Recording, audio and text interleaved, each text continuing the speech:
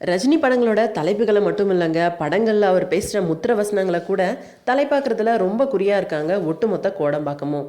இப்படி இருக்க ஒரு படி மேலே போய் இன்னும் வெளிவராத அவருடைய கபாலி திரைப்படத்தில் இடம்பெறும் பாடல் வரியான நெருப்பிடா வெய் சுட சுட சுட்டு தலைப்பாக்கியிருக்காரு நடிகர் பிரபுனுடைய மகன் விக்ரம் பிரபு. இந்த படத்தை அவரே சொந்தமாகவும் தயாரிக்கிறாராம். ஃபர்ஸ்ட் ஆர்டிஸ்ட் படத்தினுடைய தொடக்க விழா மற்றும் சொந்த பட நிறுவனமான ஃபர்ஸ்ட் ஆர்டிஸ்டினுடைய தொடக்க விழா இன்னைக்கு சிவாஜினோட அன்னை இல்லம் வீட்டில் நடந்துச்சு. இந்த படத்தையும் நிறுவனத்தையும் கபாலியனோட தயாரிப்பாளரான கலைப்புலி தானு, ஏவிஎம் சரவணன் ஆகியோர் தொடங்கி வச்சிருக்காங்க. இந்த படத்துல விக்ரம் பிரபு ஒரு தீயணைப்பு வீரராகவும் தீவிர ரஜினி ரசிகராகவும் உள்ள ஒரு கதாபாத்திரத்தில் நடிச்சிருக்காரு. அதனால தான் ரஜினியோட லேட்டஸ்ட் சென்சேஷனான நெருப்புடா வெய் அனுமதியுடன் தலைப்பாகியதா தெரிவிச்சாரு விக்ரம் பிரபு.